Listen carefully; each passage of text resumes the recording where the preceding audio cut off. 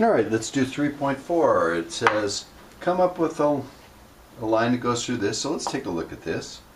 So we turn it on, we go to Stat, we press Edit, and we go to List 1 and clear it. Go to List 2, clear. You could also do this on Excel, but we'll do it here. 3, 5, 5, 6, 7, 8, and 10, 13, 12, 15, 16, and 19. If I go to Stat Plot, turn Stat Plot number 1 on with the scatter plot, List 1 and List 2. Let's make little crosses, and then I can make sure there's no equations and go zoom 9 for statistics, and there's my data. It looks fairly straight. It might be curved up a little bit, so the line might be a parabola, but we'll just do a line because it said the line.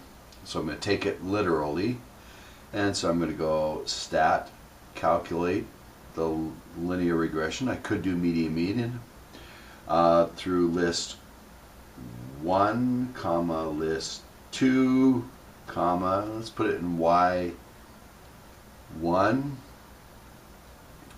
and it comes up with the equation y equals 1.78x plus 4.07 rounded, and graph, and it goes decently through the data. That's 2. 3 said we got 2,000 feet of fencing. I did this one in class. Along a highway, we're going to make a rectangular field. So this is the highway out here. We don't need fence here, but we're going to use the 2,000 feet to make this rectangle, which has a width and a height or length or whatever you want to call it. And so I'm going to have to use 2,000 feet to make the L on this side. So it's going to use that much fence plus the W plus the L on this side, which means it's 2L plus W. And I want the area. Well, the area is length times width, and I want that to be maximum. So I have to keep adjusting one and the other, so I need to replace this as there's only one variable in this. And it looks like it'd be easiest to solve for W by taking away 2L from both sides. So I'm going to replace W with something. I'm going to keep this L, and W is going to be replaced with 2,000 minus 2L.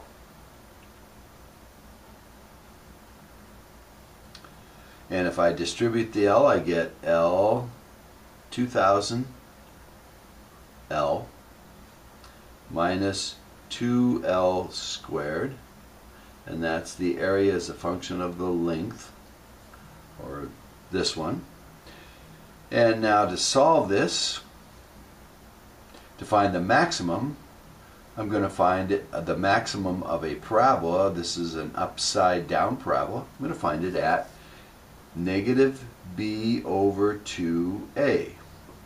The b is in front of the L, a is in front of the squared term, so I got the opposite of 2,000 is negative 2,000 over 2 times a is negative 2, so 2 times negative 2 is negative 4. Negative divided by negative is positive, and 20 divided by 4 is 500. And that's feet. That's the L that will make the maximum area. So if I use 500 feet here and 500 feet here, I will have, of my 2,000 feet, I will have 1,000 feet left for here. And the area at the maximum, I can either put the 500 into this equation, but I can also just say it's 500 times 1,000, so that's 500,000 square feet. That'll be the maximum area of a rectangle for that one. Okay, and 12. I thought I'd do this one for you. That said the height as something goes along. It says what distance for the maximum height. This is an upside down parabola. This is just a number out here. In fact, it's this is 10,000. 32 divided by 10,000. So 2 divided by 10, 100, 1,000, 10,000. So we have negative 0.0032 squared plus x. And the distance, x is the distance. So the distance for the maximum, what's going to be at the vertex. And so it's going to be at minus b over 2a. That will be the x value. The opposite of b is negative 1 over 2 times a. That's going to be negative 0.0064, which works out to be negative 1. The negatives will cancel, so I can just go clear. 1 divided by 0.0064, and I get 156.25 feet. At 156.25 feet, this will reach the maximum height. How high will it be? I will put that into the equation. I'll just do the second one here. Negative 0.0032 parenthesis 156.25 close parenthesis squared plus 156.25, and I get a height. The height at that distance, the maximum height, will be 78.125 feet. When does it hit the ground? Well, then I'd want to know when this equals 0, so I'm going to set negative 0.0032x squared plus x, because this is the height, and when it hits the ground it's going to be 0. So if I factor out an x, I get x times negative 0.0032x plus 1. And so x can either be 0, which would be at the beginning, that's not where it's going to land, and then the other distance, at 0 distance, it starts in the ground, and it's going to end it on the ground out here, which is going to be, get that by setting this equal to 0. So if I think about this, I'm going to go minus 1 divided by this number.